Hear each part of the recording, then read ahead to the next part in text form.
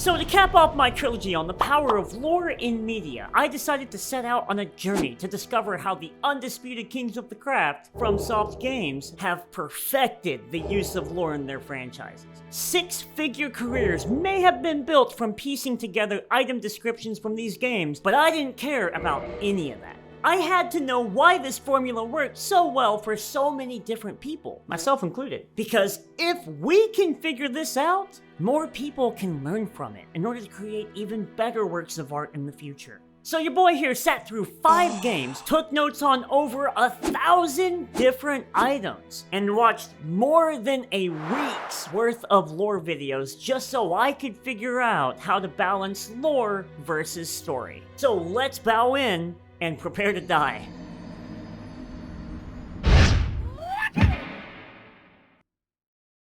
Okay, the first challenge on our quest was getting through the games themselves. And let me tell you, that first hurdle, it hurdled pretty bad. Every single one of these games begins with an absolutely massive lore dump. And I gotta tell you, on a rewatch, not sure why I cared for some of these. Okay, let's start with Dark Souls 1. The whole cutscene is all about setting up the Age of Fire, right? As well as humanity being branded by something called the Dark Sign?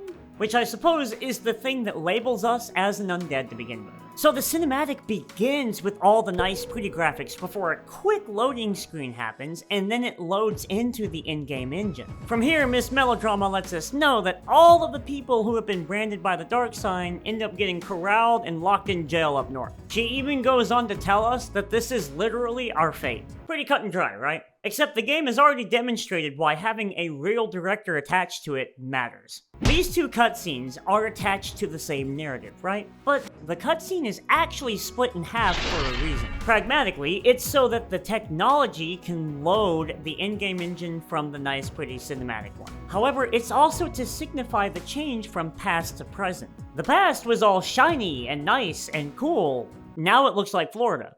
But wait, real quick, what did that loading screen that actually cut these two bits in half look like? Oh, that's right. It just shows an item description, which is where the lore is. From the moment you get the game started, it's already teaching you where to look. Back to the cutscene though. Right after we're told that it is our literal destiny to wait for the actual apocalypse, a genuine knight in shining armor hooks us up with the key to our freedom. The second that the player is able to control their character, we have already broken our fate and possibly can change the fate of the world as well. Holy shit, right? We are being set up for a hell of an experience, except that none of the other entries in this franchise did anything close to this. Sekiro is more of a traditional narrative, and the lore isn't exactly the point of those games, so I'm just gonna skip over it and talk about the other entries. Dark Souls 3 uses nothing but vague terms without giving any context to them in the opening narration. Apparently, the fire is fading. Again, there are these lords who abandon their thrones, and that's bad for some reason, and this wakes up more undead who will do what exactly, cutscene? I mean, I already know the answers because I've beaten the absolute dog shit out of these games, but for a brand new player, this is a lot of nebulous jargon. Elden Ring had even less effort put into the intro. It's not even fully animated. How long did we wait for this game again? So apparently in another land, something called the Elden Ring was broken, their queen disappeared, all of her demigod brats started fighting over the pieces, and now another brand of zombies called the Tarnished have risen up, us being one of them that will one day become Elden Lord. But more importantly, game, why should we want to do that? I mean, I guess the reason I'm going so hard on this point is because Dark Souls 1 was engrossing because of how clear it was on the theme and what was actually going on in the story. The world is dying, you are a zombie, and we are stuck in jail until the apocalypse. But that bitchy narrator is immediately proven wrong when a literal white knight frees us from our cell. We never question why we should leave our cell. This is a prison. We know what happens in prison. That. So when it dawned on me that only one entry did something truly engrossing with its intro, I had a terrible thought. I was genuinely like, damn, how much of this franchise was carried by the first entry? Is this another Pokemon situation? Am I a masochist? even as I continued on with the games. Yeah, I found the NPCs and I found the through lines, but I just wasn't being brought on board with the lore. I couldn't find why I should care. And I love these games. But with this fresh playthrough, it didn't matter to me that the first boss of Dark Souls 3 was a test to see if my undead character was worthy. In Elden Ring, it didn't matter to me that Melina forgot about her mom or her purpose. But I know I cared about all that before I started this fresh look. So what happened to me? Was it all nostalgia? Was I really not seeing it anymore? I don't know. I was completely lost. How did I get to caring about all of this lore? Hello, Mr. Hunter. Still can't find my mom. Well, it turns out, it wasn't until I went through the Nightmare of Bloodborne again that I finally found the answer I was looking for. It was this moment right here where it all clicked and the secret to FromSoft's lore finally made sense. Thank you, Mr. Hunter. I love you almost as much as Mom and Dad. And Granddad. You see, in Bloodborne, your character is merely an outsider who came to this city to receive a cure for some unknown ailment through a process called blood administration. After signing a contract, which, by the way, is a top-tier idea for framing your character creator, you pass out, have spoopy dreams, and then get mauled in the clinic by a werewolf. So, you know, just an average weekend overseas. After that, you're gonna wake up in a place called the Hunter's Dream, then the Greys strap us up and Dysentery Gary tells us to go out and hunt beasts, because apparently that was the fine print in the contract we signed. So from here, everything else is fairly standard for a Souls game. Action is fast, enemies are punishing, and the world is nice and full with interconnected shortcuts. Everything went along as normal until I found this window. Who are you? I don't know your voice, but I know that smell. Are you a hunter? And please really look for my mum. Daddy never came back from the hunt, and she went to find him. But now she's gone too. It turns out that on the other side of this window was a little girl, and she needed my help to go find her mom and dad. Mama is apparently unmissable thanks to her beautiful red brooch. But just in case, go ahead and take this music box along because it plays her dad's favorite tune. Of course, the next boss happens to be her father, with Mama's corpse hanging out nearby. I know that sounds pretty rough, right? But that's not the part that got me. It was what happened next. So at this point in the game, I had already found 2 locations that I could send rescued people to.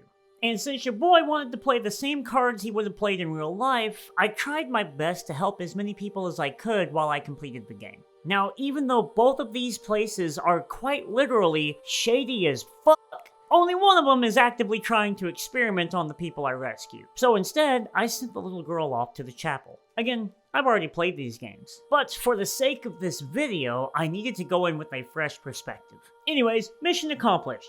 Sort of. Point is, the girl was saved. So I move on, and like most shit, end up in the sewer. Well, it's here I run into Pumbaa's ass and just completely wreck it. So, not the craziest enemy, but the first one I've run into so far, and I assumed that he was going to drop something special.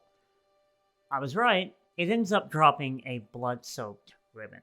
And upon inspecting it, it belonged to the little girl. And it was here that I realized all of these story beats were completely avoidable. I was the one who made all of the choices that led to this story unfolding, and it was on me that I even learned about Gascoigne and his family to begin with. I could have just kept going and killing, but I didn't. I stopped to talk to one NPC, and it led to an entire family being slaughtered.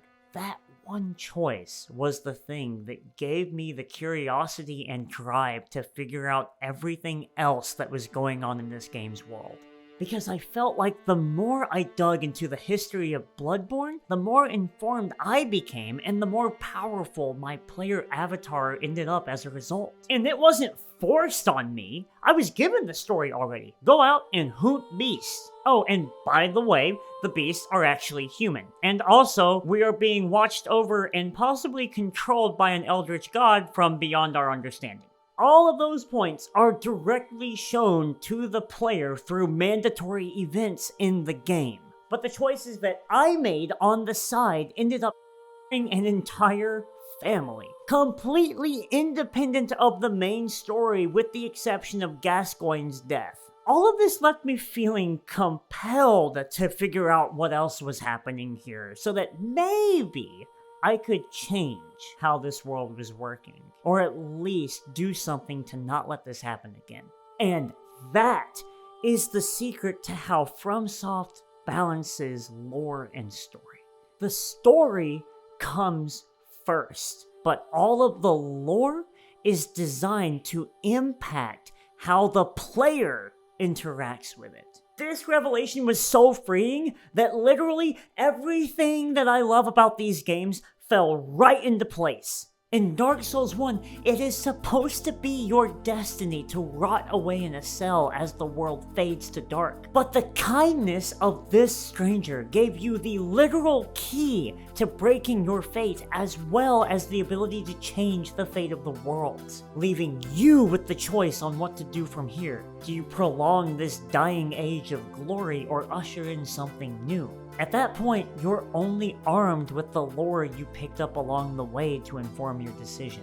Dark Souls 3 also feels completely aimless until you realize that you're only involved in this because all of these legendary figures ditched their responsibilities. But once again, after combing through an entire world's worth of events, if you bothered to learn why the lords ducked these responsibilities to begin with, you may come to the same conclusion they did. Finally, Elden Ring and Sekiro both have the player attached to a lineage of greatness, whether it's through adoption or distant blood.